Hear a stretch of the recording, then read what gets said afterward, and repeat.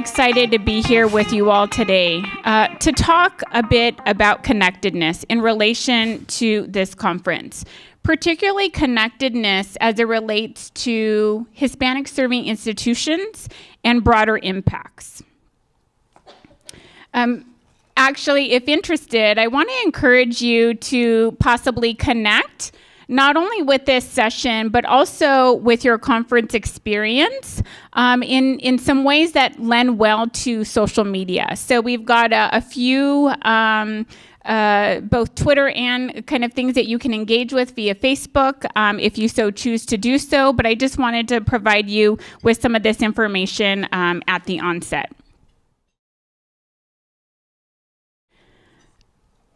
So I'm going to talk a little bit to begin this about broader impacts journey because it really is a journey. So during this talk, I'm going to take you on a short journey, and let me tell you where we're going. I want to talk to you a little bit about what 20 years of broader impacts work looks like. I want to engage you in some conversation and thought around what it means to be a Hispanic-serving institution. I also want to talk a little bit about the intersections between broader impacts and HSIs. And I want to leave you at the end with some thoughts for reframing, which I think are important to engage in at the onset of your summit experience here in Tucson. So before we take a deep dive into this talk, let's center within the theme of this year's conference, which is connectedness. Here are a few questions to help us frame some of those reflective opportunities that you might have over the next few days and beyond. Write these questions down, take a picture. But I encourage you to keep thinking about these questions. What does connectedness mean to you? How do you demonstrate connectedness? What impact is generated through your connectedness? And what conditions best support your ability to connect?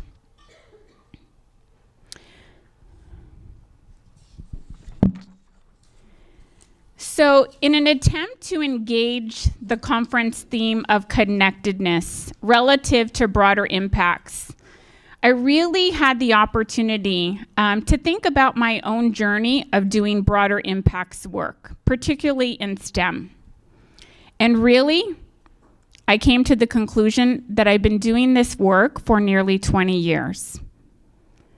You likely probably arrived at the same thought yourselves as you reflected upon how long you've been engaged in this work. On this slide, I share 3 photos with you. These photos represent the longest mentor-mentee relationship that I've had during my professional career. This relationship or connection represents the beginning of my journey in doing broader impacts work. At the time, I was an associate director of the Mesa Engineering program within the College of Engineering at Cal State Los Angeles, which is located in the eastern area of Los Angeles. The program that I oversaw was designed to provide comprehensive wraparound support to underrepresented students pursuing degrees in STEM, which included advising, supplemental instruction, career-related engagement, exposure to undergraduate research opportunities, and so forth. Let me introduce you to Maria. At the age of 18, her start in college was already an act of resistance. It was an act of resistance in that most students entering and completing STEM degrees in the US at the time, and perhaps currently, did not look like her, nor did they share many of her background characteristics. From that point on, she was on her own to completely navigate college and life in general. And that's when my journey with Maria began. If I really think about it, Maria and her peers taught me most of what I know about the work of broader impacts. I'll loop back towards the end of my talk to share a bit more about what this connection between Maria and I grew into being. I want to switch gears for a bit to talk about what it means to be a Hispanic-serving institution. Really, it is the question that many professionals who are leading this work grapple with today. So I want to paint a little bit of a national picture to show you what this work looks like at a national landscape. Currently, in its most recent census of Hispanic-serving institutions, there are well over 500 of these institutions across the nation. Two-year community colleges still account for the largest institutional type of HSIs. Then the next largest group is actually four-year publics. And then we have four-year privates, then four-year publics, and then two-year private colleges. In addition to the 523 Hispanic-serving institutions nationally, there's also another category consisting of 328 emerging HSIs. And what those are institutions who have anywhere from 14 to 24% of their undergraduate student population identifies as Hispanic. To meet the threshold of being an HSI, the federal designation requires at least 25% undergraduate Hispanic population. One of the things that I appreciate most about this infographic is towards the bottom right-hand corner, which really kind of shows the type of diversity or a slice of the diversity that you will see at these HSIs in addition to the Hispanic student population. So in addition to 66% of undergraduate Hispanic students enrolling in higher education attending HSIs, you also see that 22% of undergraduate African American students enrolled in higher education also attend HSIs. And another 20% of undergraduate Native American students enrolled in higher education also attend HSIs. So when we think about broader impacts work, particularly at HSIs or even emerging HSIs, we have the opportunity and both the challenge and obligation to think about these diverse student populations and how to meet them where their needs are at. So what does it mean to be an HSI? This certainly is a question that, like I mentioned, many professionals who are leading this work across the nation ask themselves.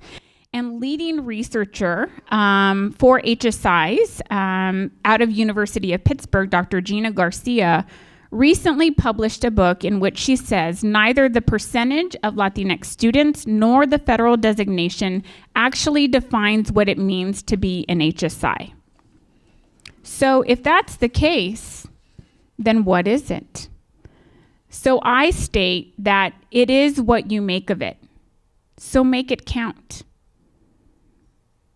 That, of course, can only happen with certain levers and drivers at our institutions to help support that type of work.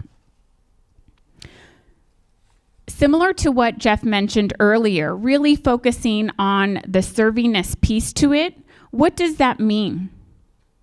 He talked about access. What does access to our institutions look like?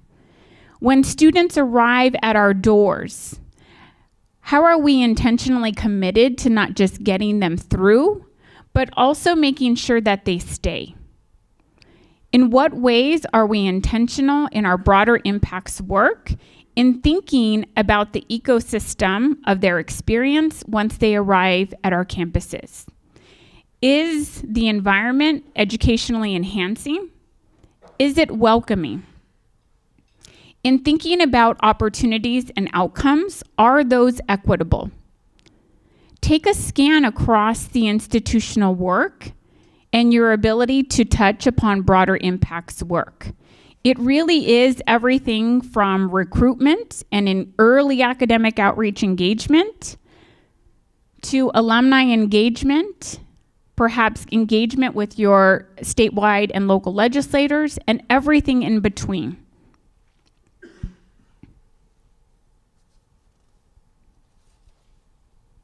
So let's actually talk a little bit about some explicit examples of some work happening at the University of Arizona related to broader impacts and HSIs.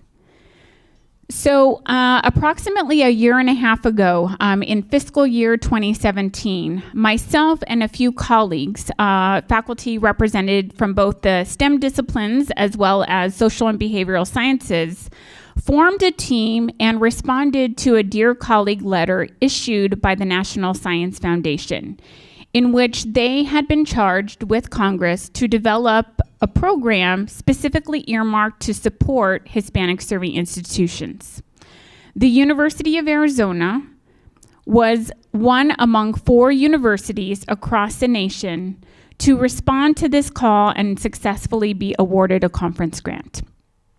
Through that conference grant, we had the opportunity to engage in conversation, thought, ideation, and a game plan around transforming STEM education at Hispanic-serving institutions across the nation. Our work, along with the other 3 conference grants, had the opportunity to speak influence into NSF's design of the current HSI program that we see today. So a little bit about this conference. It was important for us to identify who could help inform transformation. We took a Southwest regional approach, and through our efforts, we brought approximately 125 thought leaders to the table across 5 states within the Southwest region, including California, Nevada, Arizona, New Mexico, and Texas. We wanted to make sure that we were also inclusive of institutional types. Therefore, 17 2-year institutions were present at the table, and 25 4-year institutions were also present. This included 37 HSIs as well as 5 emerging HSIs. We didn't want this to be a normal conference. People were not coming to sit in on sessions. People were not coming to present necessarily on the ways in which they have broadened notions around knowledge and research related to their respective projects at their campus. Really, this was a working conference. We asked you to bring your complete and whole self to the experience, and we asked you to commit to staying engaged in conversation around one thematic track over the course of a 48-hour period of time. These were the 5 conference tracks, and really what that allowed for was an in-depth 2-day conversation around an opportunity to identify gaps, challenges, and opportunities for pushing the boundaries of transforming STEM education at HSIs. We were super intentional about using this as an input gathering process. And so we designed it specifically to draw out that information so that it could be harnessed in a way that would provide NSF with the types of recommendations that we needed to push the boundaries of transformation around STEM. Through the process of input gathering among those 125 thought leaders, which actually included students, faculty, staff, and administrators, we were able to develop a process that gleaned their respective input in areas of expertise. And we arrived at an opportunity where we had the chance to really distill that and present it as thematic areas for NSF to consider. These are the 6 areas that community input kind of funneled into. Really, it required us an opportunity to provide some prominence to advising, mentoring, and non-academic support systems, STEM academic structure and related support systems, an emphasis to evidence-based pedagogies, equity, diversity, and culturally responsive practices, research experiences and high-impact practices, as well as a concerted effort to really think about ways in which serving Hispanic students at HSIs needs to be a central focus of our efforts. In addition to those 6 themes, 13 focus areas and 28 recommendations are in the consensus report. The consensus report can actually be downloaded from the abstract, which you can identify that link on your bottom left-hand corner. But it really represents the voices and experiences of not just 125 people who were there, but 125 people who likely, similar to myself, had been engaged in broader impacts work for quite some time. So how do we leverage the consensus report to build support around broader impacts work? So here I'm actually going to share a couple of examples of what this looks like. Pictured on the top left, Dr. Elba Serrano, Regents Professor at New Mexico State University and Principal Investigator of the HSI STEM Hub, funded by the National Science Foundation through the HSI Grant Program. Also included in that snapshot is a picture of Capitol Hill, where actually just maybe perhaps about a month ago or so, the Hispanic Association of Colleges and Universities gathered HSIs from across the nation to engage in conversation and advocacy on Capitol Hill related to transforming HSIs in general, but also specifically relative to transforming STEM education at HSIs.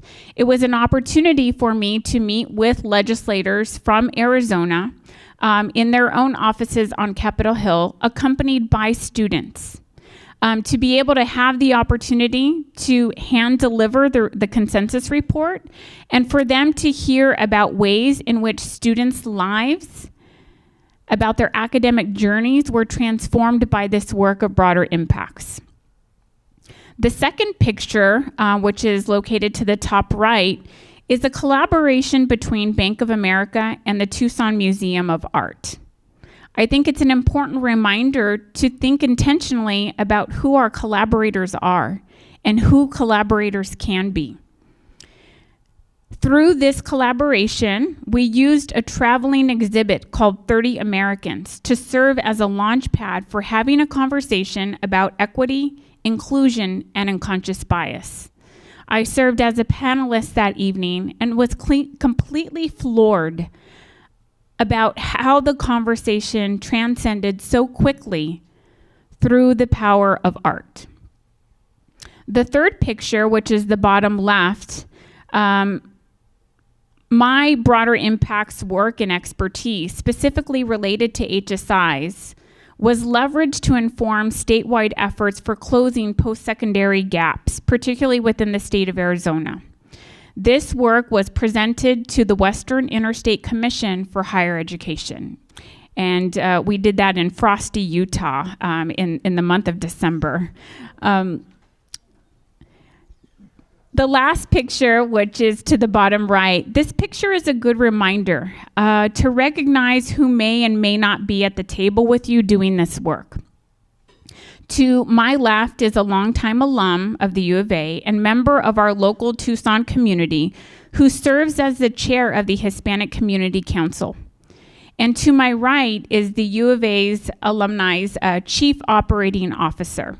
This picture was taken at a reception held after President Robbins presented the UA's strategic plan to the Arizona Board of Regents, of which a faculty-focused HSI initiative was prioritized for funding in that plan. I actually used Twitter to help remind myself not only about what I did yesterday in my fast and furious pace, but I use it to tell a story about the work of broader impacts. And I use it to shed light about those who are involved in the process, who's leading the work, who benefits from the work, and the opportunity involved in doing more good work through connectedness. One of the other ways in which we've leveraged the use of the consensus report is through the use of actually generating and facilitating an adaptive case study competition, which we held just a couple of months ago, and by which we're actually supporting the efforts of 3 groups, both at the U of A as well as elsewhere. And so it was a mini grant competition that allowed us to fund more great work as it relates to transforming STEM education at HSIs. One of the questions that came to me by way of a colleague is something that I'm reminded about when I think about our work relative to case studies through this conference activity, but it also reminded me about the potential that we have. And the question that I heard from my colleague is, what are you willing to give up in the name of equity?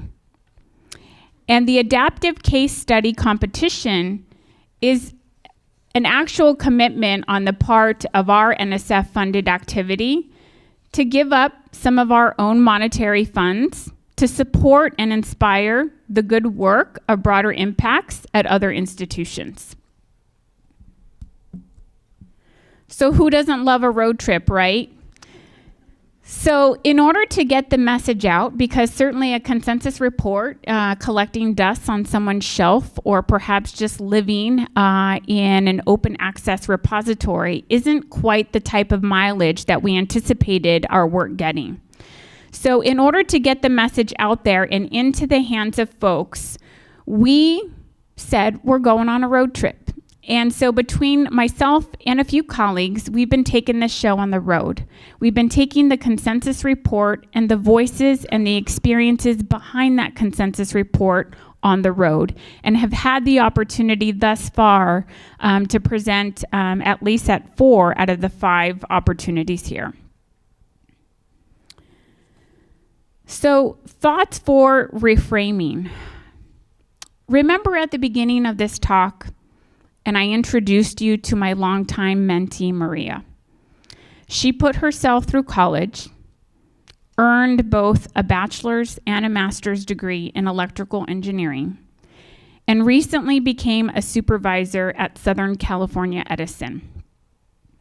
I was there for her graduation ceremonies. I was there at her wedding, in her wedding actually, that took place in her husband's hometown in Mexico.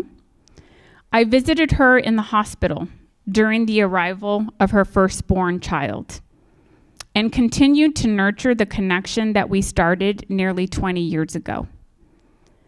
That's what connectedness means to me. It takes work. We as individuals, our institutions, and how our work contributes, how our work contributions are evaluated, must account for the work that connectedness takes. Be intentional about connectedness. I often tell myself as I walk into a room, any one of these individuals could likely be my next partner or collaborator. You just never know. Think about who is missing from your constellation of connections, whose voices are not represented. Does your constellation look more like an echo chamber? Or is it constructed in a way that could challenge you in a way that furthers your thinking and your practice?